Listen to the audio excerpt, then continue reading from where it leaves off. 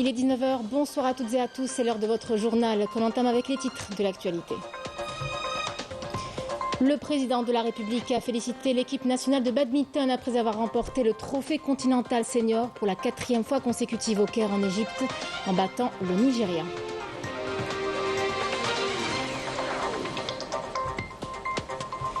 Intense activité du ministre des Affaires étrangères. Ahmed Attaf a pris part aujourd'hui à Addis Abeba à une réunion ministérielle du comité ad hoc de l'UA pour la République du Soudan du Sud. A été soulignée la nécessité de consolider le rôle du comité. Il a aussi été question de la situation désastreuse dans la bande de Gaza.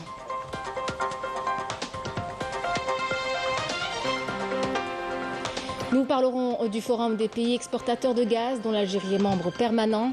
Un forum qui a pour but de renforcer la coopération entre les pays membres. Une équipe de la télévision algérienne s'est rendue à Téhéran où a été fondé le forum.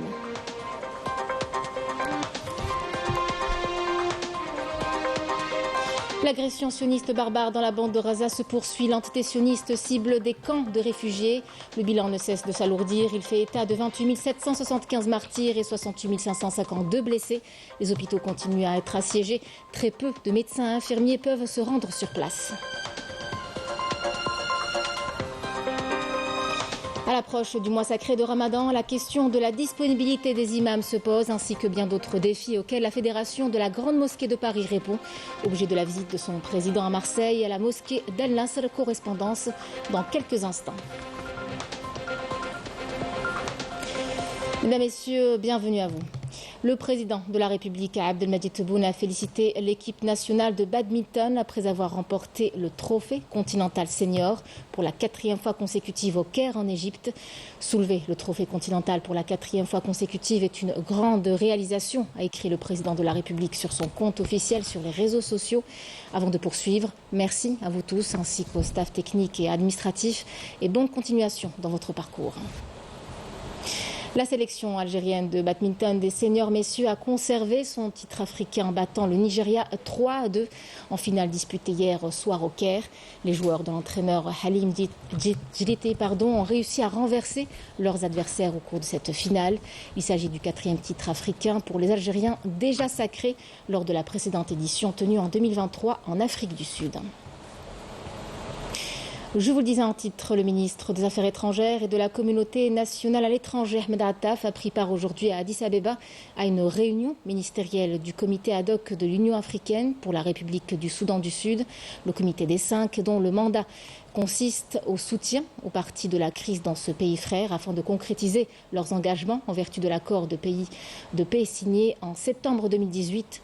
Dans une allocution prononcée cette occasion, Ahmed Attaf a souligné la nécessité de consolider le rôle du comité et d'intensifier ses activités en soutien à la stabilité dans le Soudan du Sud et ce, suivant 2 processus. Je vous invite à l'écouter. Je tiens à souligner la nécessité de consolider le rôle du comité et d'intensifier ses activités en soutien à la stabilité dans le Soudan du Sud, et ce suivant 2 processus. Il est nécessaire pour le comité d'agir à l'égard des parties internes dans le Soudan du Sud en vue de les sensibiliser de l'importance de la responsabilité historique qui leur incombe. Pour le 2e processus, il est important de mobiliser les efforts des différentes parties internes et de les amener à réitérer leur soutien au processus de paix dans le Soudan du Sud, d'autant que ce pays traverse une étape cruciale et délicate en prévision de l'organisation des premières élections de l'histoire de ce pays frère, prévues à la fin de l'année en cours. L'Algérie est prête à soutenir la République du Soudan du Sud pour l'organisation d'élections à même de mettre un terme à la crise en vue de relever efficacement les défis auxquels fait face ce pays frère. Le ministre des Affaires étrangères et de la communauté nationale à l'étranger, Ahmed Attaf, s'est entretenu aujourd'hui à Addis Abeba avec la ministre sud-africaine des Relations internationales et de coopération de la République sud-africaine, Naledi Pandor, en marge des travaux de la 44e session ordinaire du Conseil exécutif de l'Union africaine. Lors de cette rencontre, les 2 parties ont examiné la situation désastreuse de la bande de Gaza et ont salué la complémentarité des efforts judiciaires de l'Afrique du Sud devant la Cour internationale de justice. ainsi que les efforts diplomatiques intenses de l'Algérie devant l'ONU pour activer les mesures émises par le tribunal. L'objectif est de mettre fin à l'agression barbare, de protéger les civils et d'assurer l'acheminement des aides humanitaires. Les deux parties ont aussi passé en revue les derniers développements de la question du Sahara occidental et ont aussi renouvelé leur soutien au secrétaire général des Nations Unies, à son envoyé personnel Staffan de Mistura, suite à leurs efforts communs pour la libération de la dernière colonie en Afrique. La rencontre a également été l'occasion pour se concerter et coordonner sur les principales questions inscrites à l'ordre du jour des travaux du sommet de l'Union africaine prévus demain et dimanche. Lors de son intervention sur les menaces qui guettent la paix et la sécurité dans le monde à cause du terrorisme, le représentant permanent de l'Algérie à l'ONU, Ammar Benjama, a affirmé que l'Algérie soutiendra tous les efforts de lutte contre le terrorisme et le crime transfrontalier, notamment dans les pays vulnérables. Écoutons-le. We can't fight terrorism.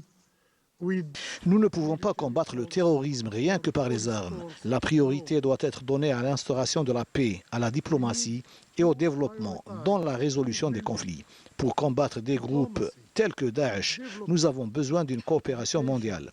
Une lutte qui doit se faire de concert avec les gouvernements, les organisations régionales et les organisations onusiennes pour la lutte contre le terrorisme. Il s'agit là d'une question capitale. We need a global cooperation. Le Forum des pays exportateurs de gaz est composé de 12 pays membres permanents, dont l'Algérie, en plus de 7 pays observateurs. Il a pour objectif de renforcer la coopération entre les pays membres, tandis que les observateurs, eux, participent à l'enrichissement du débat au sein de ce forum, considéré comme une plateforme internationale de concertation dans le domaine de l'énergie. Horia Djordjar et Badi Amarni.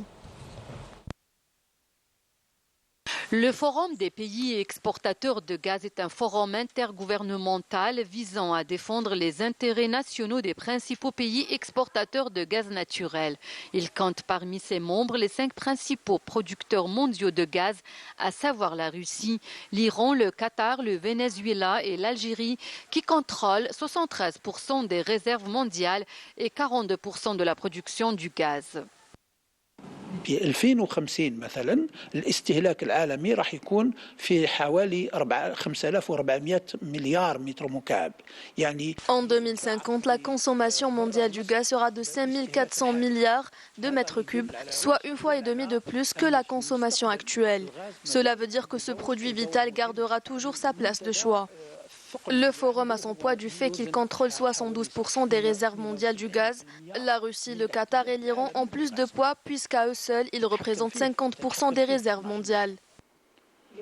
اللي موجودين في المنتدى الدول اللي عندها وزن قوي جدا هي روسيا وقطر وإيران هذو يمثلوا 50% من الاحتياط العالمي. Créé en 2001 dans la capitale iranienne Téhéran, le Forum des pays exportateurs de gaz est un mécanisme pour le dialogue et la coordination entre les pays producteurs et consommateurs pour assurer la sécurité énergétique. Il est constitué de 12 pays membres et de 7 pays observateurs. L'Algérie est classée 3e pays exportateur vers le continent européen. بموقع الجغرافي نتاع الجزائر حقيقة هو الأنابيب اللي موجودة الآن مع رابطة الجزائر بإسبانيا ورابطة. La situation géographique de l'Algérie et les gazoducs la reliant à l'Italie et à l'Espagne représentent un important atout, d'autant que la crise ukrainienne a causé un choc énergétique pour l'Europe, qui a cherché d'autres alternatives au gaz russe, en commençant d'abord par réduire les importations.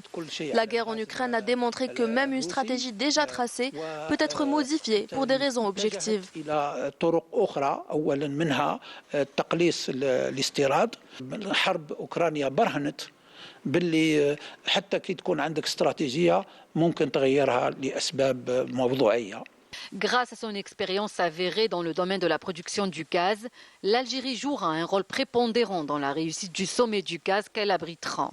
Une expérience tout aussi importante pour la mise en place d'une politique énergétique dans un contexte mondial où de nouveaux défis sont à relever.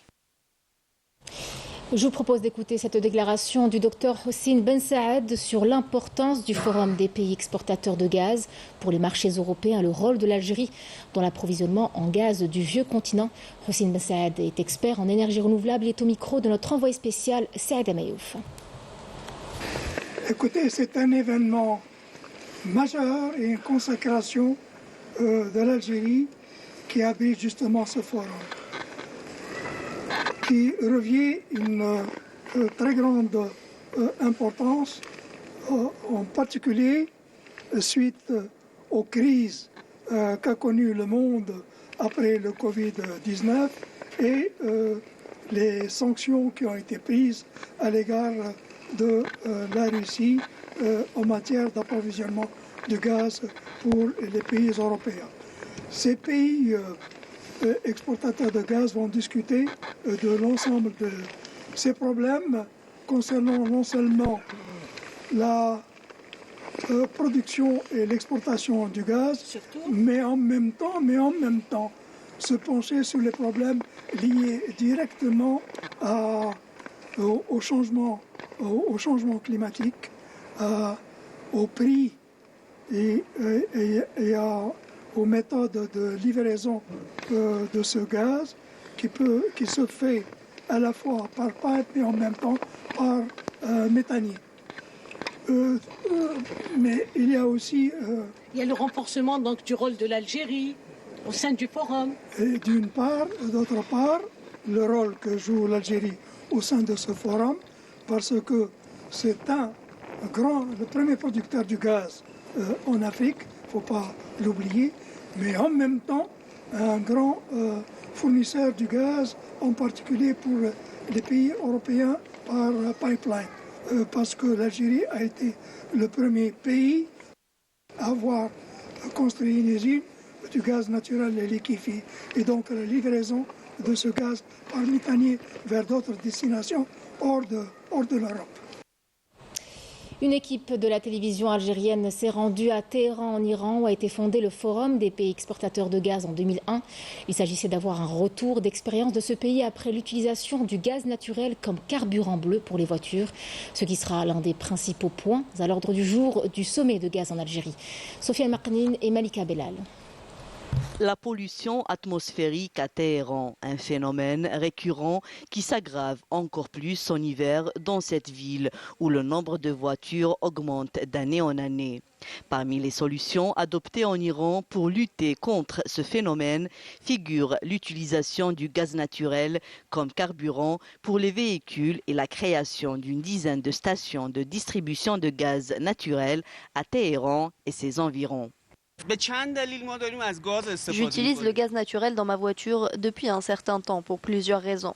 Premièrement, c'est un carburant bon marché et largement disponible. Deuxièmement, il est moins nocif pour l'environnement que l'essence. L'Iran est un pays riche en gaz naturel. Nous n'avons absolument aucun problème avec ce carburant. Je suis chauffeur de taxi depuis 15 ans et j'utilise toujours le gaz naturel et jusqu'à présent, je n'ai aucun problème avec le moteur de ma voiture. Le directeur général de la Société nationale iranienne du gaz, Mejid Cheghini, a souligné que l'État encourage les citoyens à utiliser cette énergie propre à la place des autres types de carburants. Nous déployons beaucoup d'efforts afin d'élargir l'utilisation du gaz comme carburant pour les voitures. Il y a 4 millions de voitures utilisant du gaz naturel en Iran. Nous encourageons actuellement les entreprises du secteur privé à nous aider à équiper le plus grand nombre possible de véhicules de réservoirs de gaz naturel. Deuxième à l'échelle mondiale après la Chine dans l'utilisation du gaz naturel comme carburant pour les voitures, l'Iran cherche à maintenir ou à améliorer cette position à l'avenir, notamment en raison de sa deuxième place mondiale dans les réserves de gaz naturel après la Russie. Le bilan de génocidaires sionistes contre la bande de Gaza s'est alourdi à 28 775 martyrs et 68 552 blessés depuis le 7 octobre dernier. Rien qu'en l'espace de 24 heures, l'armée sioniste a commis 10 massacres dans la bande de Gaza, faisant 112 martyrs et 157 blessés. En parallèle, au moins 12 civils palestiniens sont tombés en martyrs et des dizaines d'autres ont été blessés dans un bombardement dans le centre de Gaza, au niveau d'un camp de réfugiés. Cela va sans dire que la région est toujours prise pour cible. Les raids aériens et les tirs d'artillerie se poursuivent intensément, laissant les Palestiniens démunis de toute aide humanitaire. Yemina Saïdji. Énième attaque de l'occupation sioniste sur le camp de réfugiés d'An-Nusayrat au centre de la bande de Gaza. Avec à la clé un nouveau bilan macabre. 12 martyrs et des dizaines de blessés, en sus d'une destruction massive d'un quartier résidentiel désormais réduit en cendres et en ruines. Tous les civils tentent désespérément de défier le temps pour sortir les blessés des décombres dans un contexte de pénurie des ressources pour les équipes de défense civile. Ces derniers jours, de nombreux véhicules de défense civile ont été détruits. Environ 15 véhicules de lutte contre les incendies, de sauvetage, de lutte contre les inondations et d'intervention rapide ont été détruits par la machine de guerre sioniste, ainsi que des échelles hydrauliques, 5 ambulances et un véhicule de soins mobile ont été incendiés. Les blessés affluent progressivement vers les hôpitaux épuisés dans un contexte de pénurie de ressources. Il devient impossible de fournir les soins nécessaires à tous les blessés depuis plus de 4 mois. Une situation qui persiste selon notre correspondant sur place, Wissem Abou Zaid. L'armée d'occupation maintient un siège sur les patients et les blessés dans le complexe médical de Nasser à Khan Younes après avoir envahi plusieurs sections de l'hôpital et arrêté des dizaines de Palestiniens. Avec l'effondrement du système de santé dans tous les hôpitaux de la bande de Gaza, les Palestiniens redoutent de plus en plus une invasion terrestre de la ville de Rafah, ce qui ne fera qu'augmenter le nombre de martyrs, de blessés et de disparus. Sur ces images, on peut voir l'ampleur de la résistance et du courage face aux agresseurs colonisateurs qui n'a pas d'égal en termes de cruauté et de brutalité. Les mois passent et la situation à Gaza ne cesse de s'aggraver avec un nombre croissant de martyrs et de blessés. Depuis le début de la guerre, l'occupation et ses partisans ont décidé d'écrire une nouvelle page sombre dans l'histoire, en commettant un nouveau massacre contre des civils innocents dans la bande de Gaza. La détermination de la résistance palestinienne a été immortalisée avec précision par les objectifs des caméras dans chaque centimètre carré de Gaza. Les jours passent et les résolutions de la Cour internationale de justice s'accélèrent. L'entité sioniste défie le monde et persiste dans son arrogance.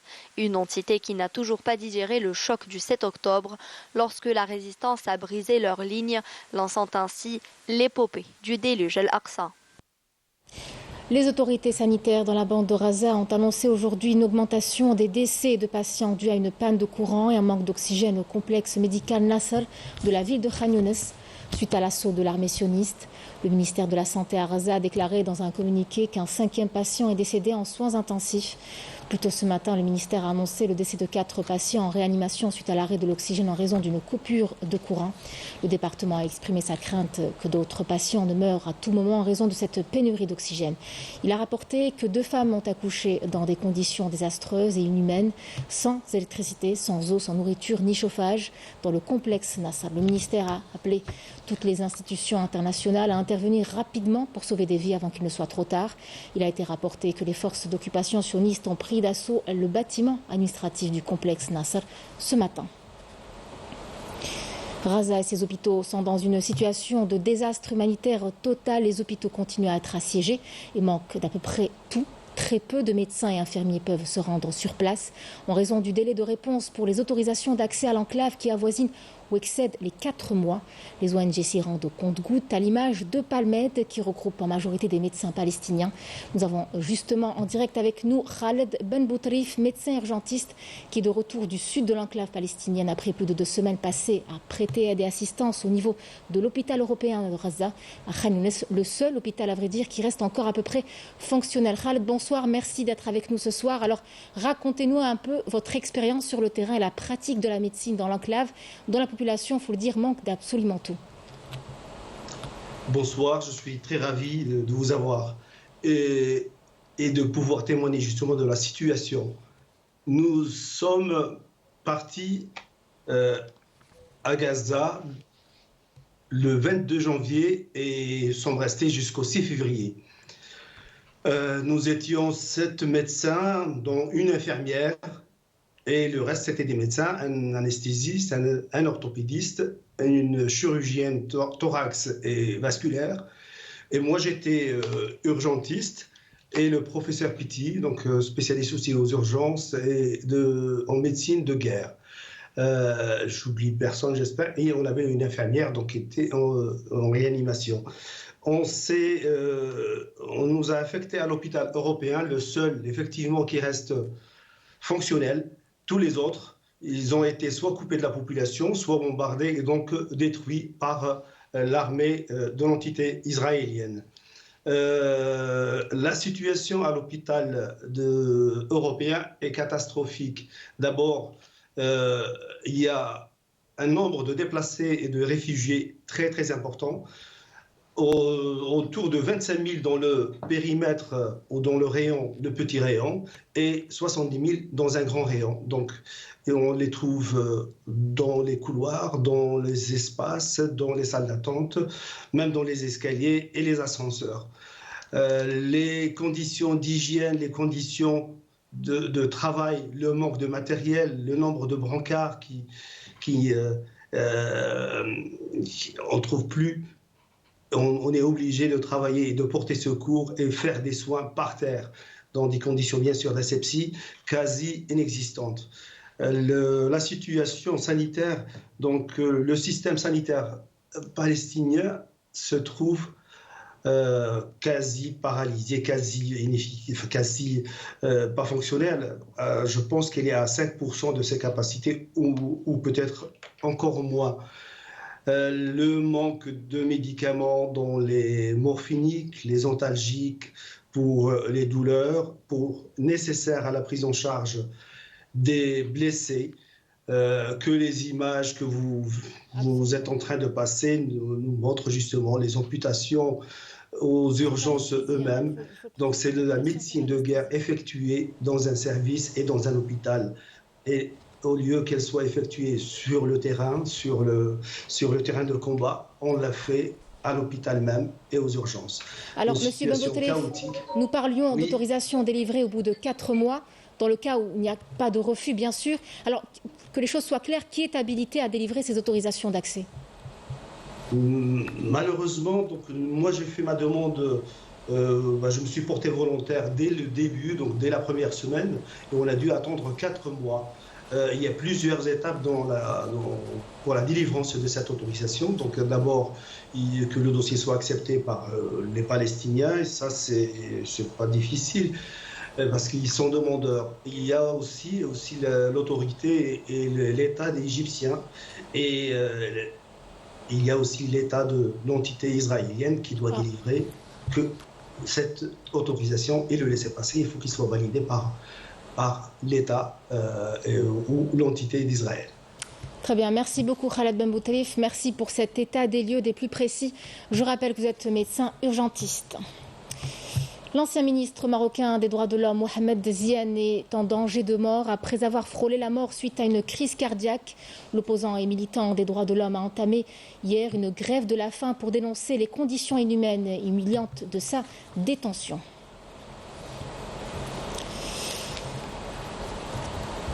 Le président irlandais Michael Daniel Higgins a réitéré lors de sa rencontre à Dublin avec le président sahraoui Ibrahim Rali la position de son pays en faveur du droit du peuple sahraoui à la liberté, à l'autodétermination et à l'indépendance.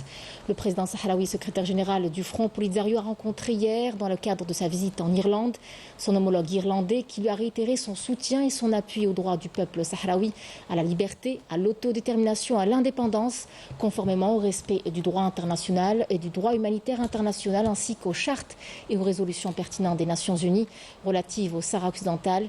Les deux présidents ont également évoqué les derniers développements de la question sahraoui et les perspectives de l'action future, notamment dans le domaine de la solidarité, que ce soit à l'intérieur du pays, en Europe ou dans le monde, ajoute la même source.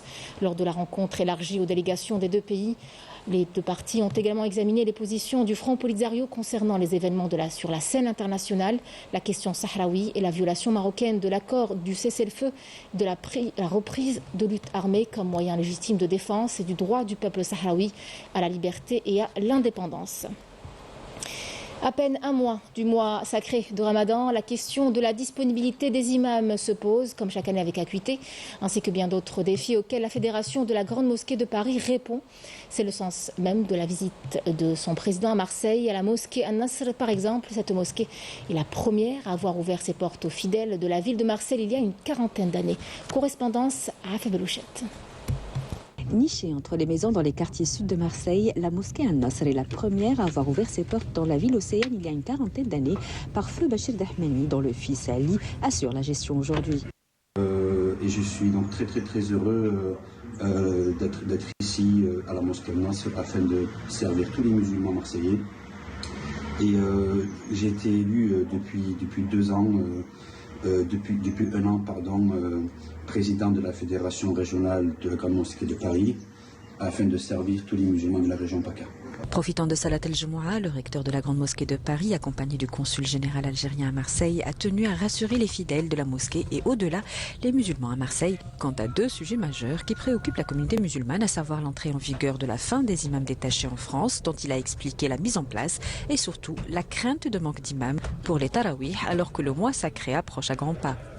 C'est important, nous avons une forte communauté, donc je suis venu tout naturellement pour voir comment se déroulent les procédures et éviter qu'il y ait des perturbations, parce que nous attendons ces imams qui doivent venir d'Algérie pour la période du Ramadan, Salat Tarawih, et surtout que les autorités algériennes sont en train de se mobiliser fortement. Et je rappelle quand même que le président de la République française, Emmanuel Macron, avait déclaré que oui, c'est la fin des imams détachés, mais ça ne concerne en rien les imams qui viennent pour officier pendant cette période du mois sacré du Ramadan. Autre problématique importante, l'enseignement de la langue arabe, devenu un axe majeur dans les activités développées par la Fédération de la Grande Mosquée. Dans le cadre de la convention qui a été signée par le recteur de la Grande Mosquée de Paris, le Haut Conseil de la Jeunesse, et pour le suivi des échanges entre les jeunes des 2 rives, un groupe composé d'une 20aine de jeunes ont pris le départ ce matin, destination la capitale du Tassili, Djanet, ville qui abritera cet événement. Je propose d'écouter cette déclaration. Dans le cadre de la convention qui a été signée par le recteur de la Grande Mosquée de Paris et le Conseil supérieur de la jeunesse, donc on a une délégation d'une 20aine de personnes qui est composée principalement de scientifiques, docteurs, médecins et chefs d'entreprise, justement, qui vont accompagner la délégation aujourd'hui pour rencontrer une 20aine de jeunes sur place. Donc ces 20aines de jeunes ont été choisis par la Grande Mosquée de Paris, justement pour favoriser l'échange et le dialogue avec les Algériens sur place. Nous allons partir aujourd'hui, donc le 16 février jusqu'au 20 février, donc un séjour de 4 jours. On va partir de Oran vers Inaminas, Ilizi, et ensuite Djanet. Et pendant ces 4 jours, donc, on aura l'occasion de faire des ateliers de travail, des workshops et aussi des visites touristiques. Donc l'objectif principal, c'est de renforcer le lien avec la communauté algérienne à l'étranger et les Algériens nationaux, et aussi sortir avec des recommandations pour le Conseil supérieur de la jeunesse. Et en terminant en beauté avec cette exposition qui a réuni des artistes algériens à Alger. Quoi de plus beau que l'art pour transmettre sa passion, sa culture et son savoir-faire. Reportage Feli El-Chir. Une exposition collective mettant en lumière le riche patrimoine, la créativité et l'imagination des artistes algériens. Lors de cette manifestation, le savoir-faire et le talent d'un bon nombre d'artisans est mis en valeur. De la miroiterie, en passant par la confection de foulards et la fabrication de bijoux traditionnels et de bougies parfumées, les visiteurs restent conquis. On fait des bougies 100% naturelles à base de cire d'abeille. On évite la paraffine du mieux qu'on peut. Donc notre étude s'est faite sur le pétrole, mais on a essayé d'éviter ça parce que ça pollue l'environnement. En plus, c'est pas bien pour la santé. Parmi les exposants, des peintres étaient au rendez-vous, à travers des toiles immortalisant la Casbah et la splendeur architecturale des mosquées d'El Mahrousa. Chacun exploite le talent qu'il a, qu'il possède, qu'il a dans la voie qui l'inspire. Il y en a que ça peut être le patrimoine, d'autres ça peut être, je sais pas, ça peut être l'abstrait. L'art, c'est varié. On ne peut pas se concentrer que sur le patrimoine. Il n'y a pas qu'Alger, les vieilles villes, les vieilles parties de chaque ville a son art, disons. Ammar Dahmani, artiste peintre, autodidacte, s'est inspiré des femmes qui l'ont marqué durant son enfance. Des portraits remplis d'émotions et d'amour. Je le représente dans mes peintures comme Hadi Mathalan, c'est comme par exemple, elle est inspirée par ma mère. Le choix des couleurs est aléatoire, dans le sens où chaque peinture va commencer par une couleur, mais j'ai une prédilection pour le rouge, le noir, le blanc et le doré. Le choix de couleurs, il est assez original et intéressant, et ça pousse à à réfléchir. Un espace qui a donné l'occasion à plusieurs artisans de se rencontrer, d'échanger et de s'inspirer l'un de l'autre et pourquoi pas réaliser des œuvres communes. Un mot de sport avec, avant de boucler cette édition, le représentant algérien en Ligue des champions d'Afrique de football. Le CR Belouizdad sera opposé dans une demi-heure à l'ogre égyptien d'Al Ahly du Caire au stade olympique du 5 juillet avec l'intention de l'emporter pour prendre les commandes du groupe D de la phase de poule à l'occasion de la mise à jour de la 4e journée. Le CRB est 3e avec 4 points et devant un tournant important dans sa quête à la qualification au quart de finale de cette prestigieuse compétition, d'autant plus qu'il aura en face le tenant du titre et actuel leader du groupe avec 5 points. Ce rendez-vous est une belle opportunité pour les Belouizdadi pour frapper d'une pierre deux coups, prendre la tête du groupe et surtout faire un pas important vers les quarts de finale. Une rencontre que vous pourrez suivre sur la chaîne terrestre de la télévision nationale. C'est la fin de cette édition. Merci à vous de l'avoir suivi. Je vous retrouve demain pour l'édition de la mi-journée à midi. Je vous souhaite une excellente soirée.